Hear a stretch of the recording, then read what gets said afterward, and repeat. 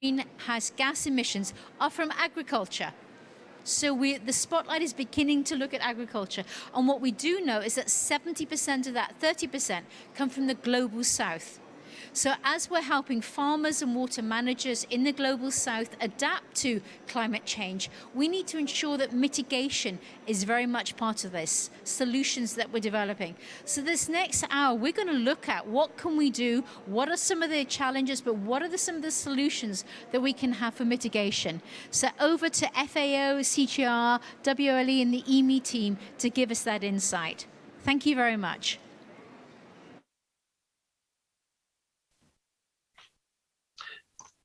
Thank you, Rachel, for the introduction. Good morning, good afternoon, ladies and gentlemen. My name is Stefan Larco. I'm the Program Director of the CGR Research Program on Water, Land and Ecosystems, WLE, and that's led by IMI, International Water Management Institute, where I'm based here in Colombo, Sri Lanka. It's really a pleasure to welcome you here today. At WLE, we have different flagship programs, and this session today was mainly organized by the flagship on the restoration of degraded landscapes, which is an absolutely critical issue that WLE addresses that. And the colleagues that work on restoration of degraded landscapes, they very much make the link also to water, obviously, but also to biodiversity and climate change. And today we will discuss with a number of different stakeholders in that field, what are the critical issues when it comes to water-land nexus, and also what are critical solutions that we can offer to mitigate climate change and also to adapt to the impacts of it. What I find really interesting in the session, what I hope to learn in the next 58 minutes or so is what can we do in agriculture or land management to reduce greenhouse gas emissions from food and water systems? What can we do to increase the sequestration of carbon? How will these implementations, these interventions, how can we implement them? Who is doing what and how do we scale them? And finally, so it will be really an interesting hour in the next this next hour. Who will pay for that? You know, these are the four leading questions that the organizers have defined for this session today. I keep it very brief, and I hand over already. I need to say that we have three different parts. First, we will listen to three keynote speakers. All of them will set the scene when it comes to land and water interventions. And then we will enter to a panel discussion, including the audience, if possible, as much as possible. And finally, some Q&A with the audience and close the session. But let me introduce the first keynote speaker of today. And it's a distinct pleasure to introduce Dr. Sasha Ko. Sasha is very well known in the water circle, if I may say so. She's the Deputy Director of the Land and Water Division of the UN FAO. The Land and Water Division is working on a number of different programs and projects in the field of agriculture, water management, governance, geospatial data sets and monitoring of land and water issues, integrated management, but with clear linkages to climate change, health and nutrition. I think this was enough, and I'm very much looking forward to the first keynote by Dr. Sasha Ko. You have 10 minutes. Over to you, Sasha. Thank you very much, Stefan, and good greetings, everyone. And it is my pleasure to be part of this COP26 event on agriculture and mitigation, and to set the scene for this hour on integrated land water solutions for agriculture climate change mitigation. I will have a presentation, so I'm going to share my screen.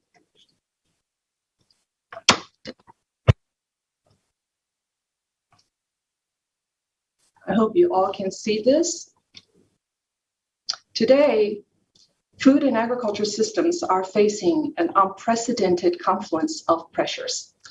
A global view points to a convergence of factors putting pressures on land and water resources, leading to a set of human impacts and shocks in the supply of agricultural products, notably our food. Agriculture absorbs 26% of economic impact of climate disasters, and this is rising to 83% for drought in developing countries. Greenhouse gas emissions from agri-food sectors represent 34% of total greenhouse gas emissions, caused mainly by deforestation, livestock production, soil and nutrient management, and food loss and waste. The degradation of the world's soils has released 78 gigatons of carbon into the atmosphere, and a third of global soils are currently degraded, impacting at least 3.2 billion people and costing over 10% of global annual GDP in loss of biodiversity and ecosystem services. The specific challenges for agricultural land and water management are twofold. The first is the need to adapt existing modes of production, and the second is to decarbonize agriculture through climate mitigation measures that reduce greenhouse gases and enhance water availability and protect biodiversity.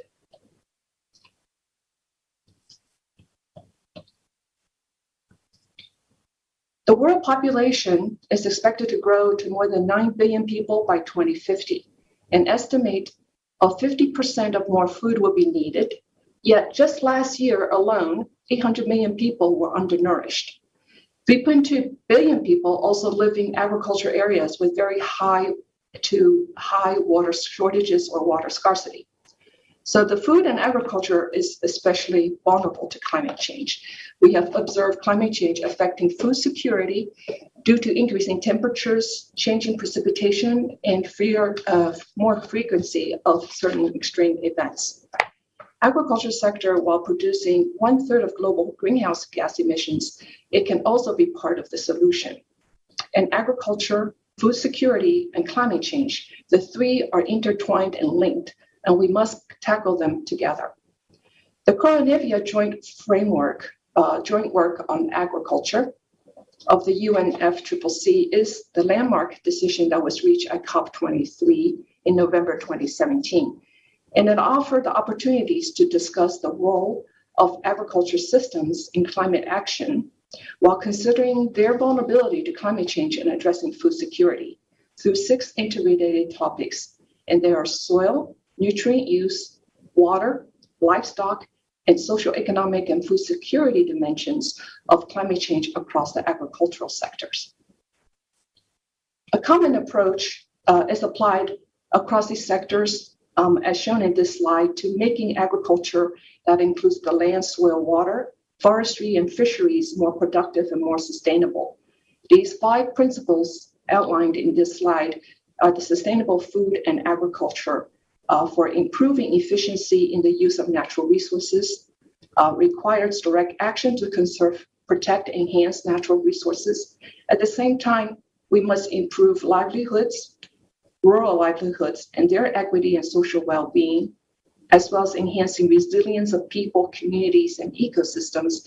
And finally, the sustainable food and agriculture requires responsible and effective governance mechanisms. The urgency to accelerate the actions from agriculture starts with land and water, where they play a significant role in the global carbon cycle, hence in agricultural mitigation. FAO currently is finalizing the State of Land and Water Report 2021, or so-called SOLAW 21, to be released on December 9th. The report indicates that land and water resources are central to agriculture and rural development. They're linked to food insecurity and poverty, climate change, adaptation and mitigation, degradation and depletion of natural resources, and land and water affect the lives of millions of rural people. Mitigation options in agriculture relate to cropland management, livestock management, our management of organic soils on peatlands and wetlands, land use change, and improving energy efficiency and the use of renewable energy. For the land use sector, the focus is largely on methane and nitrous oxide reductions. The main emissions from the agriculture sector, as well as carbon dioxide sequestration in soils and vegetation, as well as renewable energies. Many of these options also directly or indirectly address adaptation needs. For instance, practicing agroforestry increases above and below ground biomass, which may help to increase carbon sequestration and reduce carbon dioxide emissions. In addition, adaptation benefits of this practice include reduced soil erosion from intense rainfall due to root systems and improved soil structure for water infiltration, improving water quality downstream, and contributing to flood protection, as well as better water retention capacity in soil can help with drought mitigation, and so forth.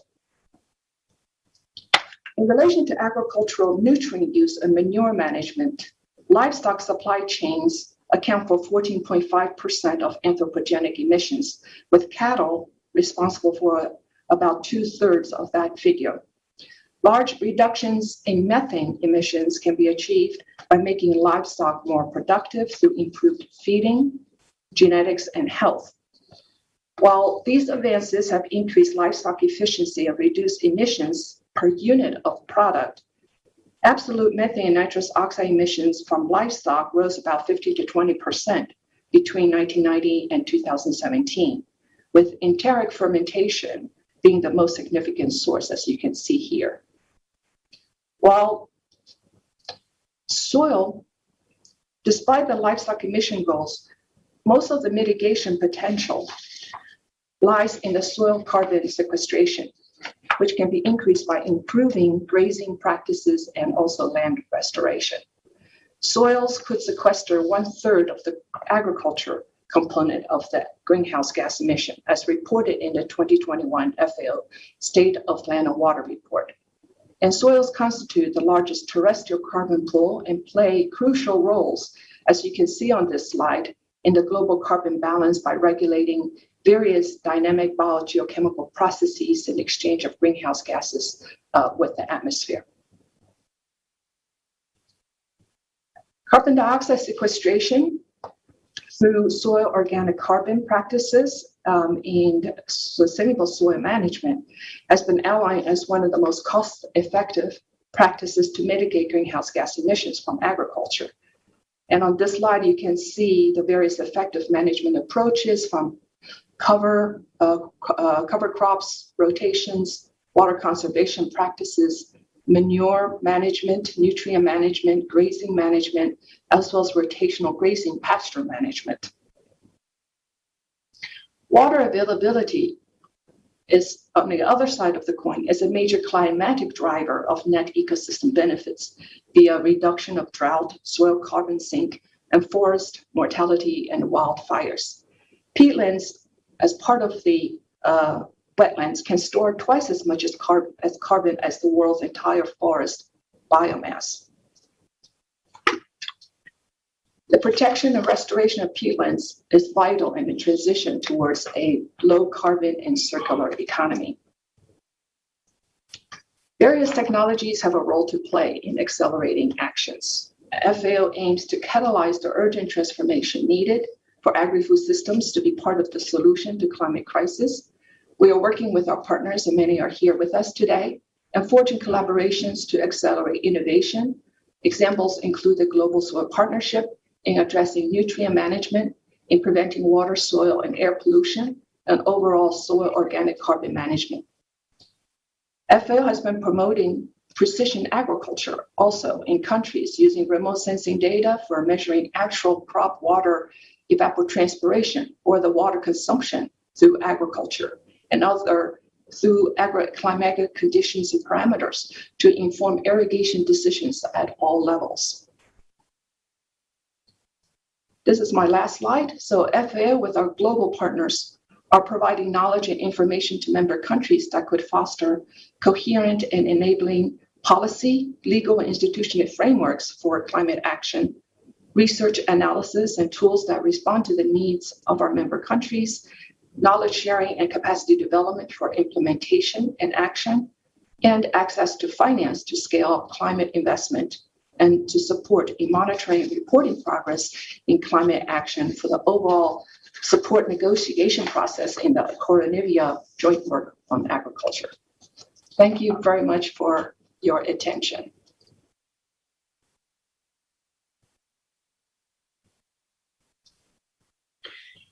Thank you, Dr. Ko, dear Sasha. Thank you. This was a very interesting and dense presentation, and you answered already to some extent 1.5 of the 4 questions that we had for this session. So how can we reduce greenhouse gas emissions and how can we increase sequestration? To some extent, you started that discussion. Thank you. Now over to the next keynote speaker, and it's a pleasure to introduce my colleague, Dr. Aditi Mukeri. Dr. Mukeri is a principal scientist at the International Water Management Institute. She's based in India. Aditi is an expert in climate change adaptation, groundwater use, groundwater management, and its related institutional policies. Also about the community management of water resources, and not only water resources. I remember even before I joined IMI, some of her benchmark papers, and when she worked on the connection between water and energy policies. And I think that her work in West Bengal, and other places of India are highly cited, but also high in impact when it comes to have a more integrated view on the water, food, energy nexus. I think this was another introduction. She had a very busy afternoon. I heard earlier she was speaking already at 4 events today here at the COP. So over to you, Aditi. I hope this is your last presentation for today. Thanks. Over. Yes. Thank you so much, Stefan, for a very kind introduction. What I wanted to, in the 5 minutes that I have for here, and it is indeed my last presentation for the day, is I just wanted to talk about managing water footprint of mitigation to avoid maladaptation. And I will talk more broadly than just agricultural emissions, but mitigation in all sectors, large sectors largely. I just wanted to begin my presentation bringing in one of the IPCC reports that were published in 2018 called the 1.5 degree report. And that report told us very clearly that if you want to keep global temperatures within 1.5 degrees, this entire COP meeting is about how do we keep within 1.5 to 2 degrees. Mitigation has to happen now. I mean, we have to reduce emissions by 45% by 2030, etc. So there needs to be deep cuts and in emissions and decarbonization in all sectors. So basically this decade will be decisive decade for mitigation if you want to keep within 1.5 degrees. If we don't do it, then I don't even want to imagine a world that is warmer than 1.5, knowing the impacts in 1.1. However, what I work also as a part of my IPCC work, I also work with the mitigation community. And what I often find is that perhaps mitigation is so important that the water and land footprints of mitigation may not be getting as much attention as it deserves. So some studies are showing that depending on technologies and pathways of mitigation, various socioeconomic scenarios, etc., water footprint of mitigation by end of the century could be as high as 160,000 kilometer cube. That's pretty high. Obviously the ranges vary a lot. So I just wanted to give a few examples of quite effective mitigation technologies, which are great technologies, but can have negative water impacts. I will start with solar pumps. We have a project that we are working funded by the Swiss Development Corporation, we are seeing that solar pumps are amazing technology. They can potentially reduce carbon emissions, for example, in India by 8 to 11% from agriculture. However, without proper incentives, they can also lead to groundwater overexploitation. In the project that we are working, we are actually testing ways of incentivizing farmers of not pumping groundwater, but instead selling water to electricity to the grid. The other example, IMI does a lot of work around wastewater reuse and desalinization. And we know that urban areas and coastal cities will increasingly rely on wastewater. These are, again, great tools of adaptation. Global South, countries like mine, most of the vegetables we eat are actually grown with urban wastewater, peri-urban wastewater. But again, we know that these can have high energy footprint if these are not based on renewable energy, and it can also have water quality impacts.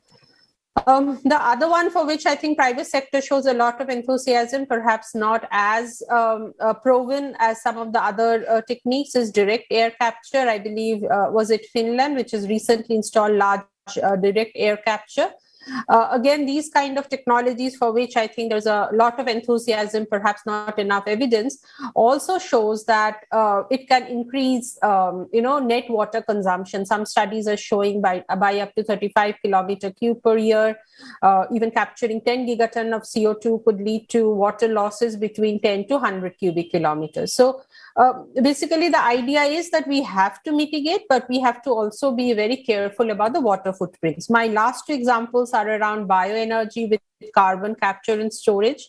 I remember some 10, 15 years ago, there was a lot of enthusiasm around bioenergy crops, around jatropha and others. And a lot of the argument was, oh, those are grown in wasteland. but very often those crops are actually competing for land and water.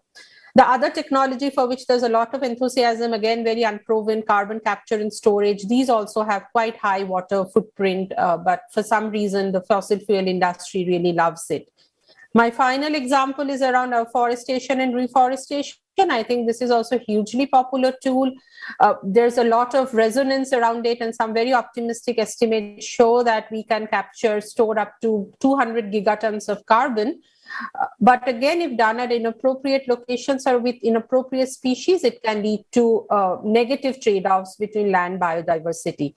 I think my presentation is just a bit of a cautionary tale of we have to do mitigation, but we have to do mitigation carefully, keeping in mind the water footprint of mitigation, and water professionals need to be in the room with the mitigation professionals while devising mitigation for the future. Not even that future, actually, much of the mitigation also needs to happen right now.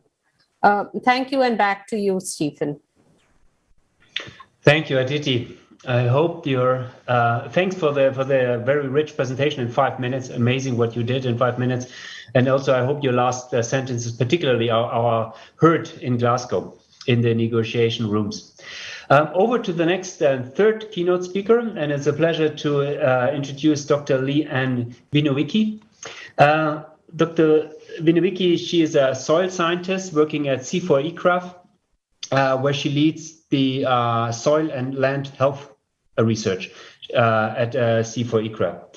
She has been working a lot on scaling farmer-centered landscape restoration technologies and implementing them in the field.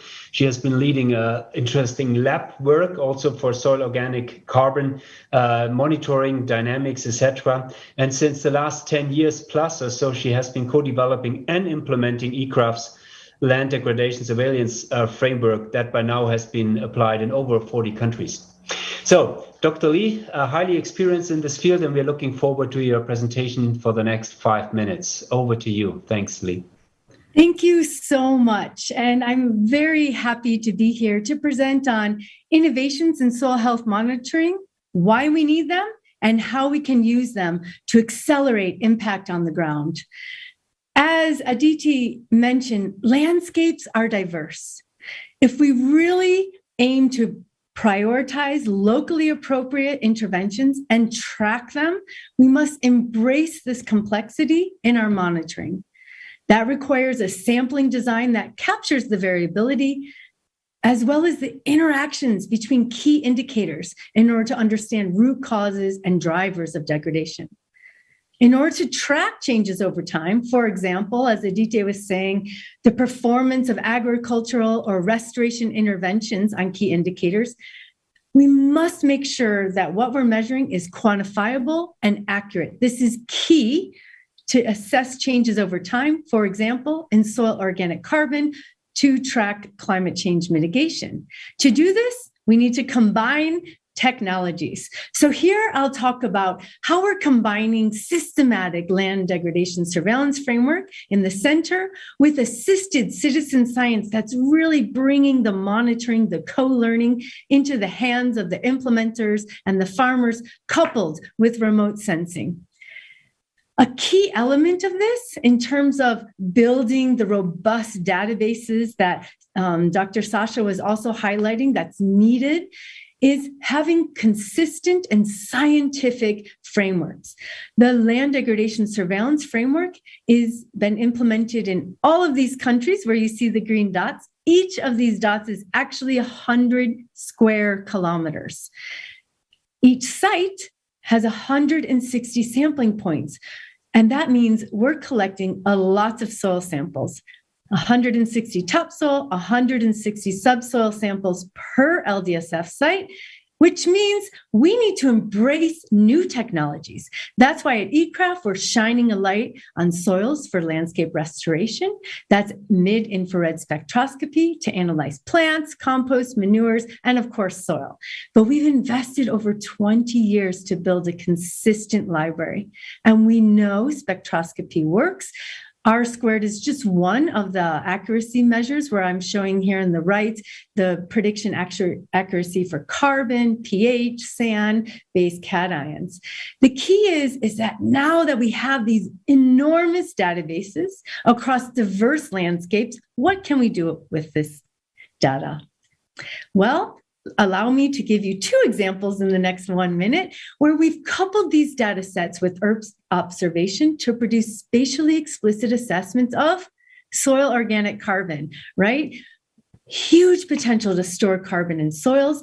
And when we couple this with biophysical indicators, we can then do maps of restoration priority areas, such as we've done in this conservancy in Kenya. And of course, because I'm a scientist, here's the accuracy of our maps shown on the right.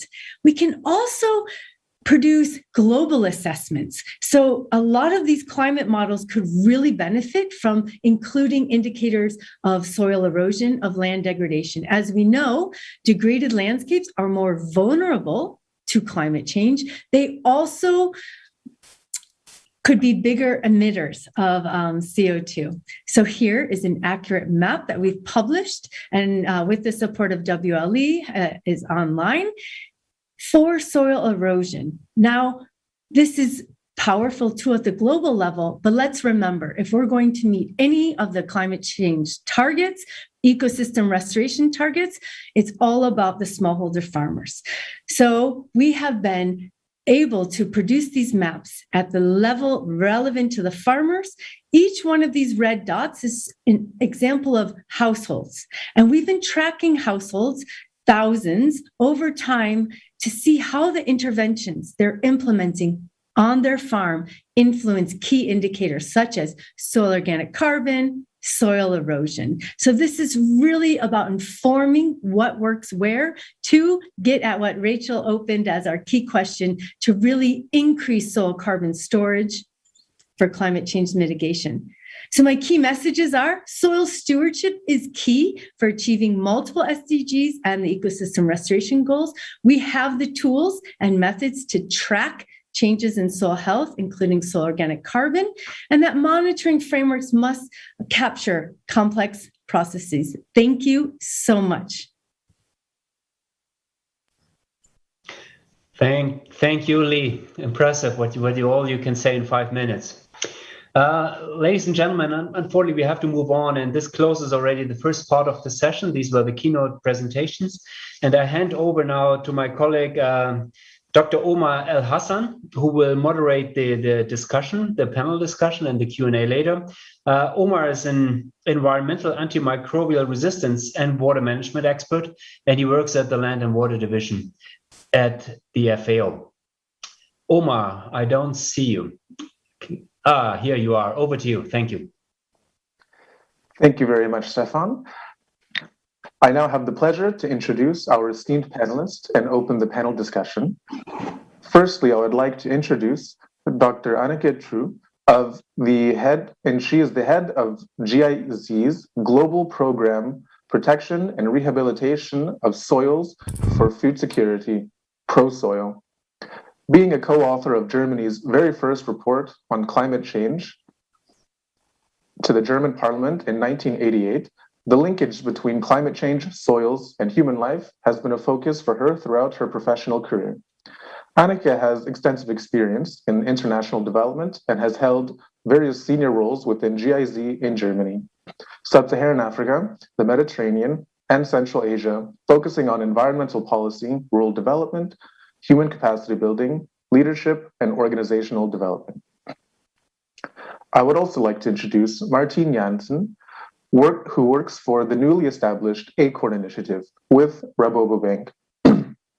The objective of ACORN is to stimulate the transition of smallholders to agroforestry, generating income streams for these farmers by monitoring, monetizing, and marketing carbon sequestration and creating a marketplace to sell the sequestered carbon as certified CRUs.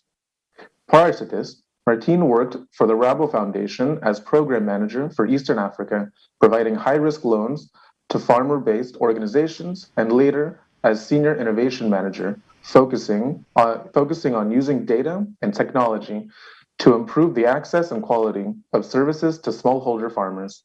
She started her career in commercial banking. I would also like to introduce Stefan Larco, who is the co-vice chair of the Global Framework for Water Scarcity in Agriculture in a Changing Climate, WASAG. He is also a member of the Water Youth Network and Young Professionals for Agricultural Development Network. As an active youth in civil society and head of irrigation and drainage department in his country of Cameroon, he has contributed to several water and food policies, strategies at national, regional, and global level. He is working towards youth and gender inclusion policies and programs for sustainable water and food security. Ronald Vargas is the secretary of the Global Soil Partnership and is a land and water officer in the Food and Agriculture Organization. He's a soil scientist with over 20 years of working experience in natural resources management with a focus on sustainable soil management for food security and ecosystem services. He joined FAO in 2011 as a land and water officer. And last but not least, I would like to introduce Sarah Mago Bunu, who is the director of IFAD's East and Southern Africa Division. Sarah's work experience spans more than 20 years in the agricultural sector across Central, Eastern, and Southern Africa. She has worked on agricultural policy and sector reviews, value chain development, and access to agricultural finance, social enterprise models, and the promotion of small and medium-sized enterprises in peri-urban and rural areas. Please welcome me please join me in welcoming all of our panelists. I will now start with the first question to Sarah. Sarah, we've heard about the state of land and water, advancements in monitoring, and considerations for scaling. Can you tell us about the strategy of IFAD to tackle these issues and how to implement them on the ground? Thank you very much. You have 5 minutes. Thank you very much, Omar. And I just want to thank FAO for organizing this important panel together with the International Water Resource Management Institute. This is a very important subject. And we fully subscribe to what we've all been discussing here, the nexus between land, water, and food. The three are indistinguishable and it should really be addressed in a coordinated, in a systemic type of way. There is need to stop harmful subsidies to agriculture and to repurpose them towards solutions such as agroecology, organic agriculture that provide co-benefit along the nexus I just mentioned of nutrition, climate, equity, and biodiversity. In fact, IFAD has done 2 or 3 things very recently. The first thing is really look at its biodiversity strategy and develop a cohesive approach to promoting nature-based solutions and coming up with metrics and clear criteria and tracing for all investments in terms of pro and positive nature investments. So that's one concrete action IFAD has taken. The second is IFAD has a concrete action plan to align itself to the Paris Agreement. And by that, I mean we are revisiting all our guidelines, revisiting our operations, revisiting the fundamentals of how we make investment decisions. Will be able to not only continue to track GHG emissions from the investments that we have, but also to track those positive, the positive contributions that our operations, IFAD operated operations contribute towards. On the supply side, we are trying to promote sustainable land use. We are trying to lower on-farm emissions, and we're trying to improve efficient distributions through value chain investments, shorten food supply chains, reduce food loss and waste.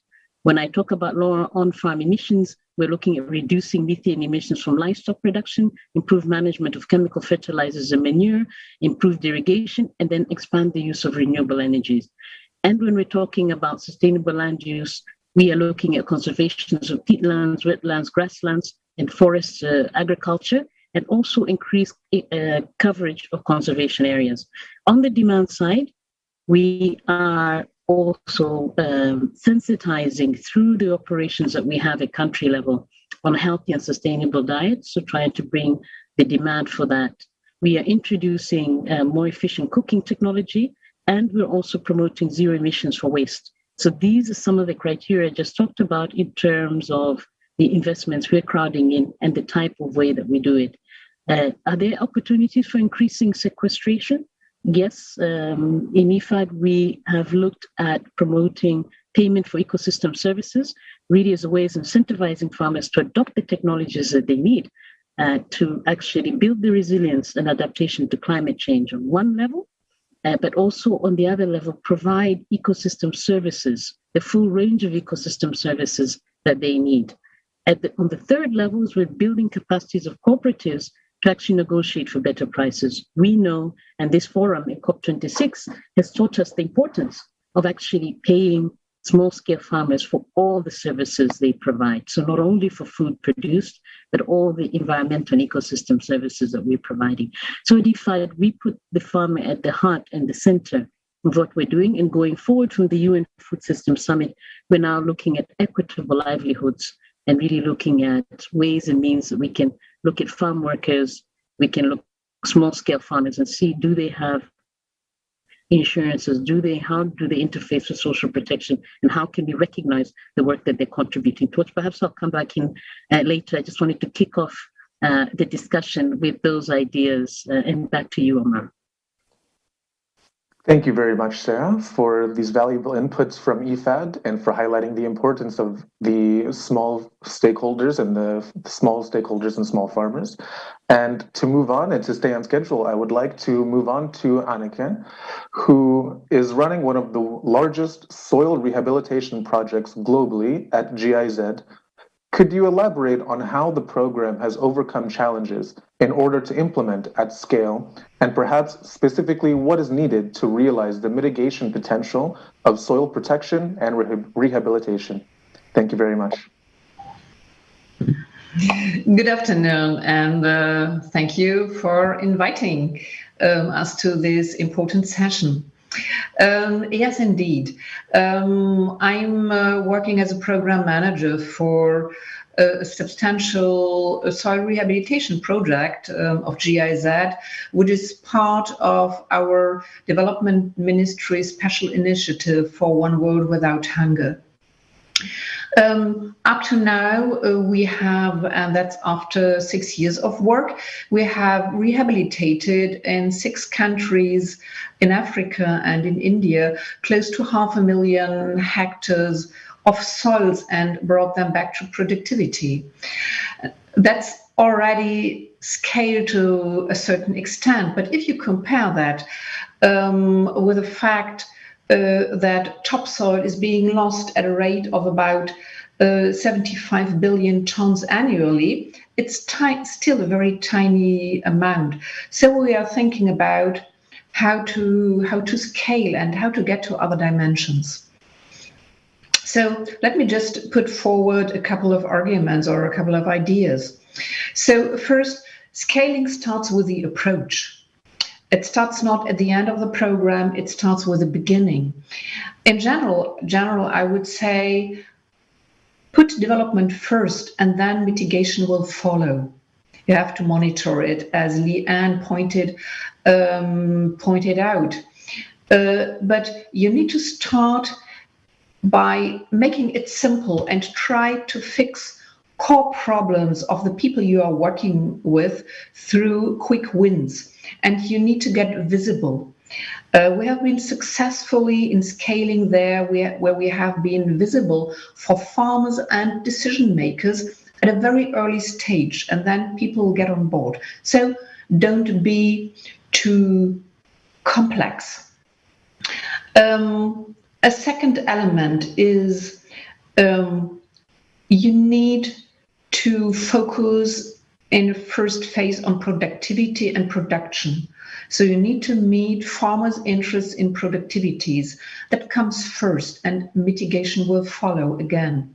Farmers need income, farmers need to save on input and on work, and farmers need yields to feed their families and to put it on the market. So have a focus on that in a first phase, and then go for mitigation. you need from the beginning on to invest in competence building throughout the system, competence building from the farmers level up to the decision makers level, get insight in how the system can work. And you need to invest in research and monitoring. All the questions you need for scaling, you need to monitor them from the beginning on, including investment in mitigation effects. And that's what we have started doing last year. We try to make it simple. We try to make it simple, but still significant. Another element is you need to think also soil rehabilitation for carbon sequestration as a process.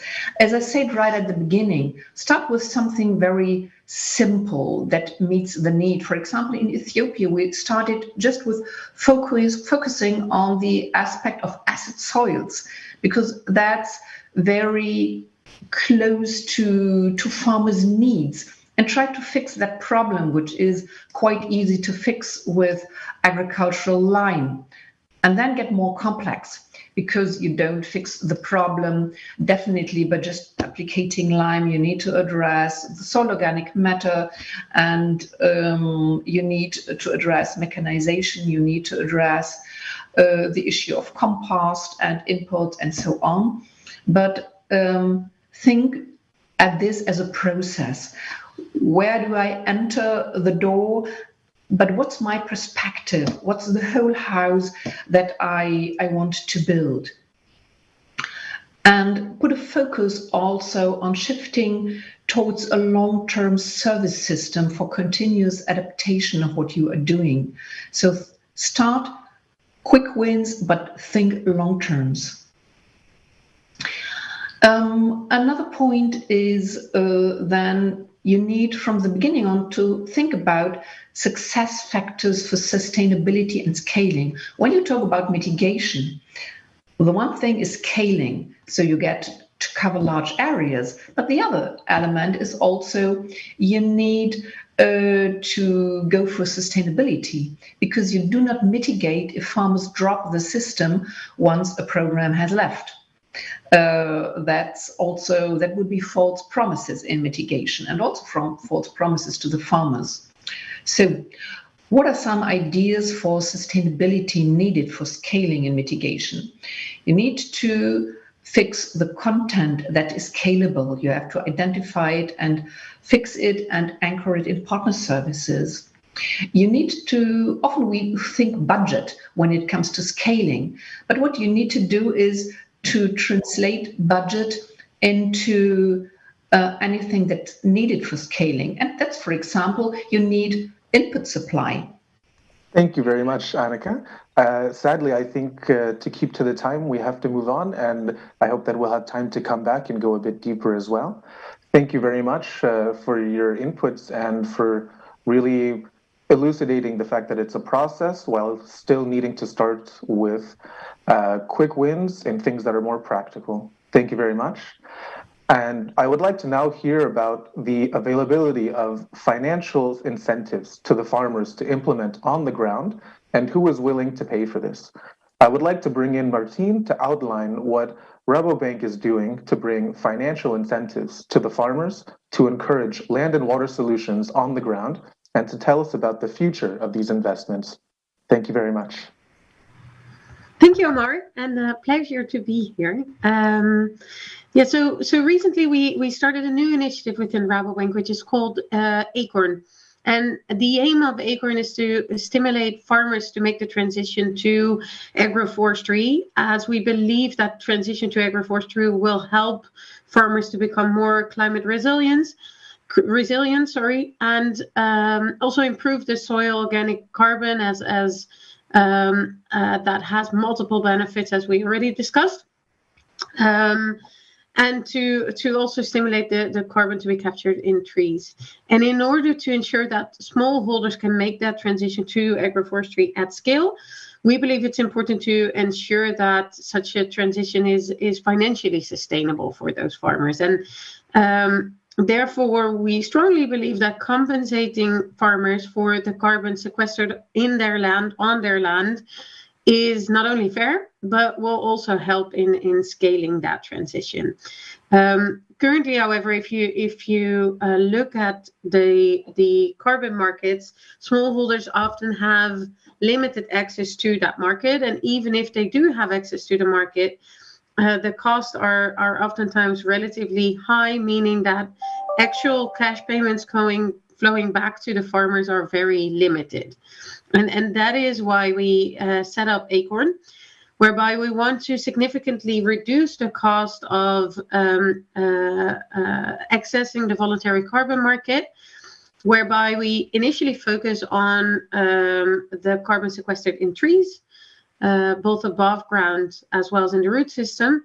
But we very much hope and intend to include our soil organic matter in that in the future as well. And we're trying to reduce the cost by using remote sensing-based data to measure and monitor the biomass growth. And we're trying to standardize and with that increase the efficiency of the certification process to significantly reduce the cost of monitoring and certification. And on the other hand, we're trying to increase the price for which the carbon credits can be sold by one, focusing on actual removal, two, allowing for traceability all the way back to the individual farmers, three, focusing on standardized quality checks and implementation, and four, looking at actual sequestration by selling ex-post credits. And by doing so, we are selling those carbon removal units, as we call them, for a minimum price of 20 euros per ton, of which Rabobank retains a 10% margin to cover the cost of certification, monitoring, and marketing. And then 90% is paid out to the local partner working with the farmers. They may retain a 10% margin as well to eventually make sure that a minimum of 80% flows back to the farmers, either in cash or in kind, or a combination of the two. So with that, we really hope that farmers will get that additional incentive to grow and then maintain an agroforestry system. One thing to mention is that we focus on ex-post credits, meaning that the carbon income will only start when the trees have grown relatively substantially, and that might create a bit of a cash flow problem in the beginning, and we realize that.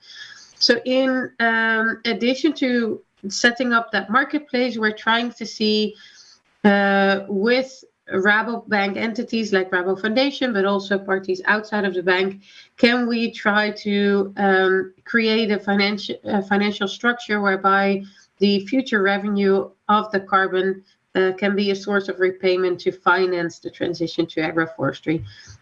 We did our first pilot there, and we're trying to see how we can further scale that.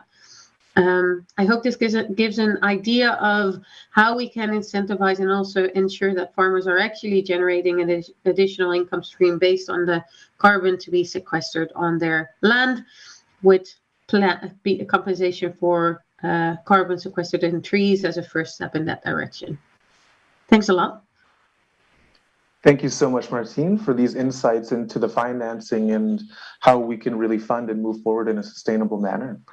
I would like to now hear from Stefan and ask for your feedback on the implementation of GHG emission reduction and carbon sequestration to scale. Thank you very much. You have 5 minutes. Okay, thank you very much, Ma. I'm really happy for the previous talks about the greenhouse gas emission and also carbon sequestration. There we have the technical aspects and we have the financial aspect, but we think that there is another aspect which is really important and which is not really quantifiable, is that we also have to intervene on the attitudes, the habits that can be translated or implemented in the various policies and programs that are developed. Because actually, the main change comes from what we perceive and what we have as attitude concerning the climate or the impact that the climate will have on the agricultural sector, food, water, or even on the soil system itself. So we believe that it's good to be working towards moving from behavioral change, on which a lot of has been done yet, to perception change, because actually the perception defines what we decide to do. And if we have this shift, then we probably have more value about the decision and the actions that we are taking for the planet, people, and also prosperity. And to put this to scale is to develop programs, educative or sensitization programs, so that this perception that is changed will be translated into day-to-day actions. Actually, the challenge of changing the climate is about getting the whole community, that is whole global human community, to change the way they perceive the action and the way they are interacting with the nature, and also contributing to the greenhouse gas emissions. So for us, it's good to have specific programs, or to include into existing programs some specific actions or strategy to target those who have to change the perception about this. And we believe that it's good to invest this into the younger generation, that is the less than 35, but also specifically to less than 18, because to change the perception is a process that's like in the land restoration is a process that takes time and even take longer. And if we want it to be by the 2030 or 2050, depending on the target that we have, if we want to have this change, then we have to invest in those who are younger today and who will want to take a decision as they are growing tomorrow. But we certainly notice that in major countries, we have people from 23 to 35 years old that are getting to the decision-making positions. That is in the public sector and even in the private sector. And we feel that if they are sensitive about the changes that we want to make and the perception that they have to have about the decision that are making, then we have more thoughtful and more sustainable solutions that are provided for this to be implemented to scale. And when we talk of the scale, is not only at the global, but we move down right to the house, because some of the actions that we're taking, for example, using electricity, using of water, all contribute to a certain extent to greenhouse emissions or excessive consumption of resources, where it is really important, as we are working towards more productive systems, we also have to be working towards more responsible consumptions, so that we will probably have an environment that is more livable for the next years. And at that point, we think that it's good to also mimic what we have from the nature. As when you look at any ecosystems, you have for the various niches, each of the individuals there has opportunity to develop, depends on order, but also make sure that the equilibrium states are maintained, so that the area are sustainable for every of the individuals there. We believe that for these hundreds, thousands of years, the Earth has been maintaining some equilibriums, and it's accelerating our development, human specifically. That is actually causing this degradation of land, degradation of ecosystems, degradation of even the watershed and water resource and other resources that we have. So we think that having this shift into the perception that we have, and also the strategy that we develop, which are mainly oriented, I will say it again, towards more productive systems only, because of the income that would generate, to something that of more responsible production and more sustainable, lively, livable environments will certainly lead us more fruits. And at the farmer level, this is something that we observe even in our rural areas. When they decide on investing on particular technology, they always look at what is and what the changes that will bring into the environment where they are producing, into the way they are working, into the resources that are available to them. So I think if we focus on taking into consideration the nature and the impacts of what we are doing on the nature and on the environment, or on equilibrium of the areas that we have, we probably have better strategies that are developed. And there are a lot of collaboration that are ongoing with various institutions working on the mitigation and greenhouse gas emissions. And we think that having more collaboration, like was said in previously, that water and mitigation specialists have to be working together. Or we even have to say that all of the specialists have to work together to make sure that at the end, combining all the solutions that are developed, we have really more sustainable or more equilibrium states for the ecosystem where we are living, be it in urban or in the rural areas. And it's really important that countries or areas that has very low capacities, adapting capacity or mitigation capacity, should have access to opportunities, because actually it's about giving opportunities to everyone to contribute to the mitigation. Actual mechanisms, specific. Thank you very much, Stefan.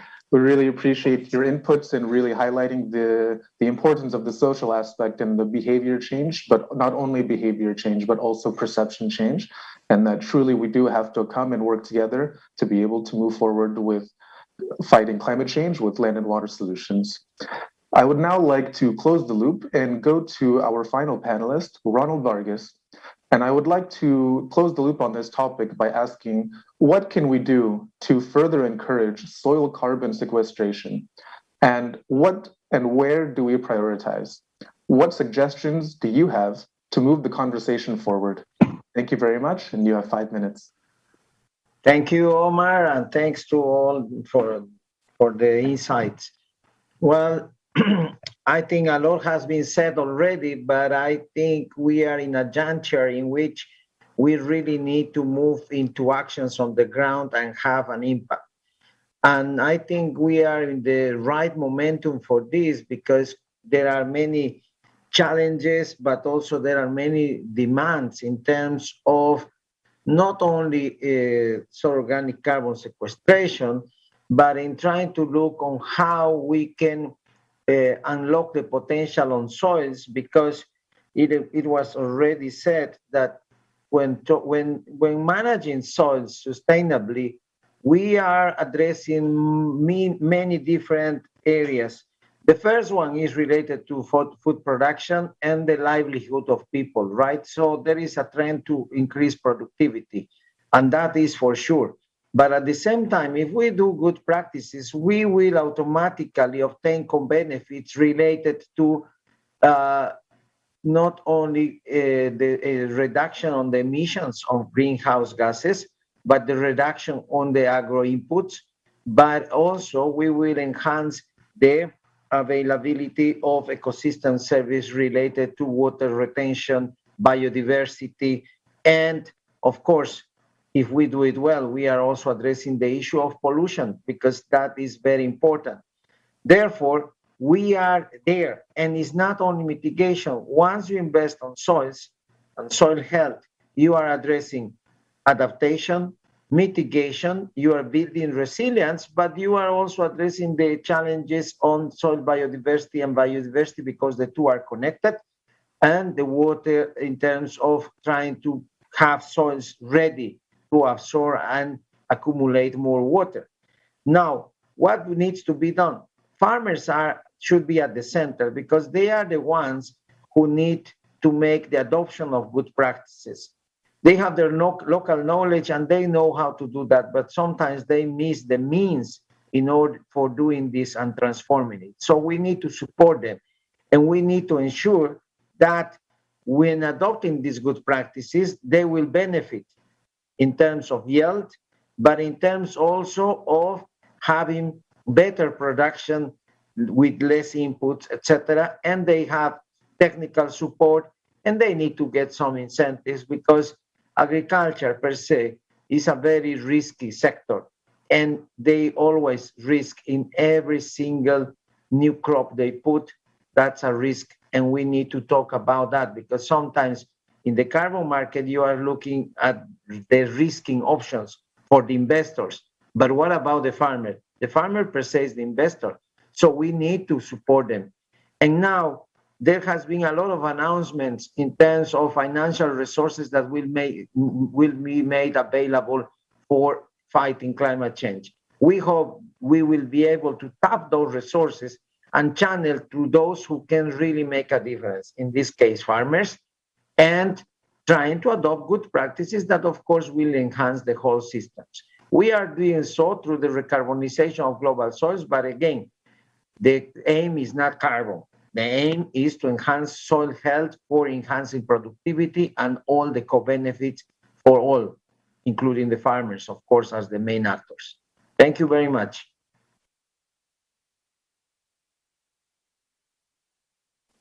Thank you very much, Ronald. We very much appreciate your inputs. And now I would like to say thank you to all of our panelists, and I would like to pass the microphone back to Stefan. Thank you. Thank you very much. Thank you, Omar, for passing the virtual microphone. Colleagues, I'm afraid there's not much time to say much because we are already over time, but I think what we learned this afternoon in this really interesting session is that the topic of integrated land, water, food solutions, they are important. I think we around this table probably agree to that, but they get too little attention. They get too little attention in the policy space. Yes, they are complicated, but I think we saw this afternoon quite a number of examples that yes, it's complicated, but there are solutions. There are solutions that can really help to reduce greenhouse gas emissions. Remember the work that was shown by for India, from Aditi, that solar pumps can reduce greenhouse gas emissions by some 10% for the whole of India, 1.3 billion people country. By 10%, that's very significant. But water and energy policy people need to be on the table, that these are sustainable solutions. So from a water and land point of view, we heard about solutions to increase sequestration of carbon. I think Sasha was speaking about the importance of soil organic carbon. Lee introduced new, really innovative work to measure, to observe, to advise policies on increasing soil organic carbon, and the importance of peatlands was also stressed out. As a program director of water, land, and ecosystems, I was very happy to see that the research colleagues are doing are actually really addressing the right topics. The third question, which was started in the opening, was on who will pay for, how these interventions will be implemented. And I think all the panelists very clearly introduced that. And the fourth question, a question that is not often answered in these sessions, is who will actually pay for interventions? And I think that the presentations by IFAD, FAO, Rabobank, as well as the youth representative and GIZ, they all spoke about also the innovations in the field of finance, how important they are to actually implement effectively these innovations that relate to land restoration and how they link to climate change.